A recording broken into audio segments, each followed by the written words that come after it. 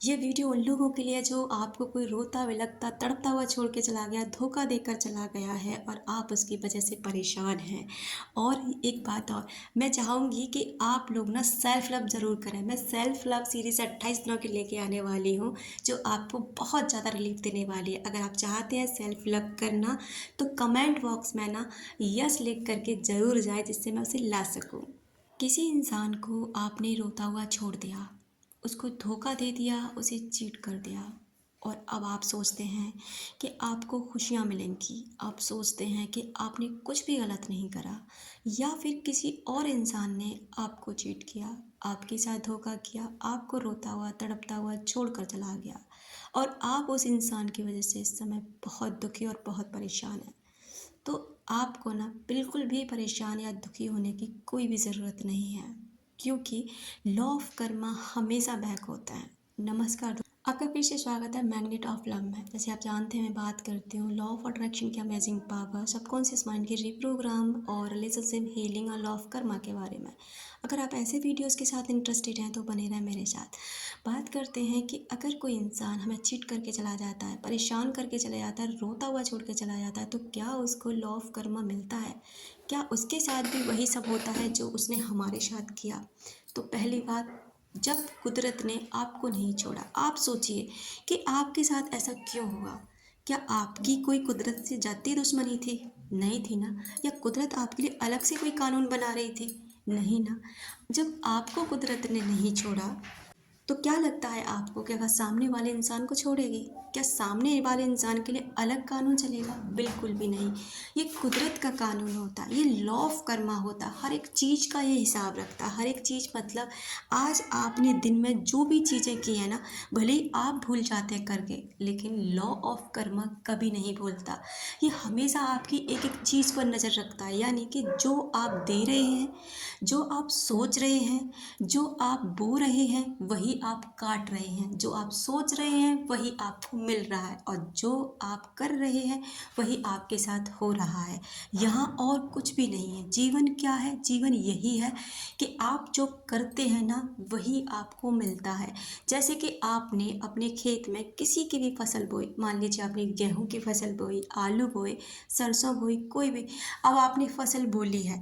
अब कुछ समय बाद वो फसल बड़ी हो गई, अब कटने की बारी आ गई, और आप उम्मीद कर रहे हैं कि नहीं, मेरे को तो ना आम चाहिए थे, मेरे को तो ना चने की फसल चाहिए थी, और आप ना ये उम्मीद लगा के बैठे हो कि आपने ना खेत में सरसों बोई, और आप सोच रहे हैं कि मुझे गेहूँ मिलेंगे। ऐसा नहीं हो सकता। आपने सरसों बोई है ना, तो आपको सरसों ही काटने को मिलेगी, और कुछ भी नहीं मिल सकता। लेकिन हाँ, आप इतना कर सकते हैं कि नेक्स्ट फसल को बोने के लिए आप अपना चूज़ कर सकते हैं, चुन सकते हैं कि इस बार मेरे को क्या बोना है।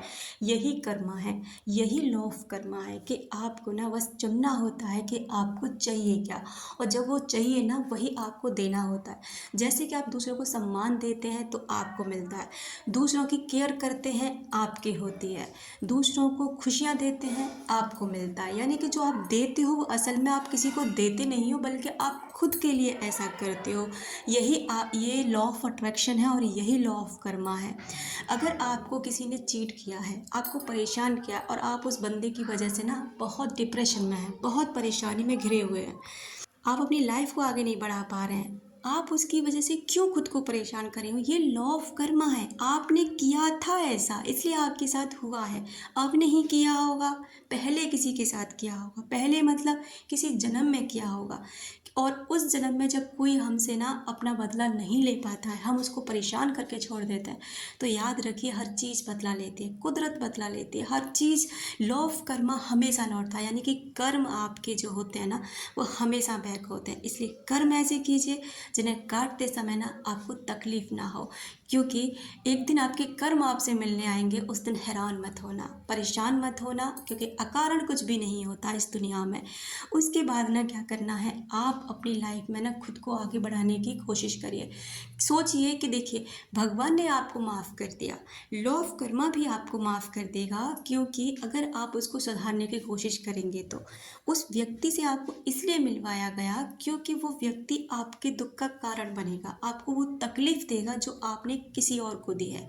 इस वजह से ना अब आप क्या करना है, आप अपनी लाइफ में बैक जाइए, अपने पास्ट में जाइए और सोचिए कि क्या आपने किसी इंसान का दिल दुखाया है। वो ऐसा नहीं कि वो बॉयफ्रेंड या गर्लफ्रेंड ही हो, अपने माँ बाप का, अपने भाई बहन का, किसी का भी, कि जो मुझसे आपसे बहुत प्यार करते हैं और आप उनको कोई वैल्यू नहीं करते, आप उनकी कोई रिस्पेक्ट नहीं करते। कोई भी हो सकता है, कोई भी जिसकी आप वैल्यू नहीं करते, और ये चीज़ इसलिए होती है कि हमें वैल्यू कराने के लिए कि आप ऐसा नहीं कर रहे, आप किसी और के प्यार की वैल्यू नहीं कर रहे, इसलिए आपके प्यार की वैल्यू नहीं की जा रही है। जब आप लोगों के प्यार की वैल्यू करने लग जाएंगे ना, उनको इम्पोर्टेंस देने लग जाएंगे ना, तब कहीं जा कर के ना आपको इम्पोर्टेंस और आपको वैल्यू मिलना शुरू हो जाएगा।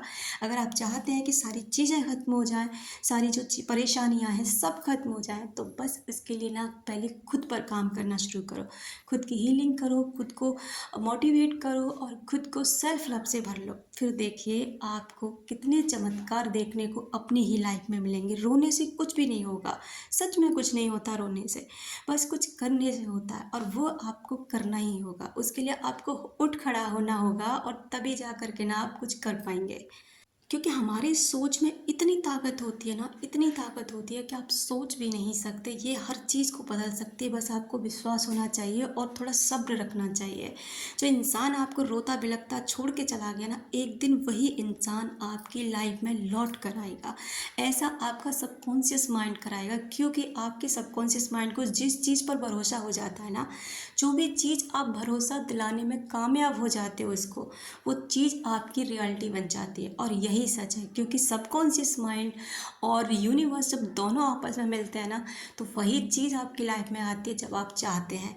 और वो तब होता है जब आप इसको ना रियलिटी में और इमेजिनेशन में फ़र्क करना सिखा देते हैं, यानी कि जो आप इमेजिन करते हैं वही रियलिटी है। और ये इतना नादान होता है ना कि इसको कुछ भी नहीं पता होता कि रियलिटी क्या है और इमेजिनेशन क्या है। इसलिए आप जो इमेजिनेशन करते हैं ना, वो आपकी रियलिटी बन जाती है। उम्मीद करती हूँ वीडियो आपको अच्छा लगा होगा। अपना रखें ख्याल, अपनों का रखें ख्याल, जिससे आप अट्रैक्ट कर सकें ढेर सारा प्यार और ढेर सारी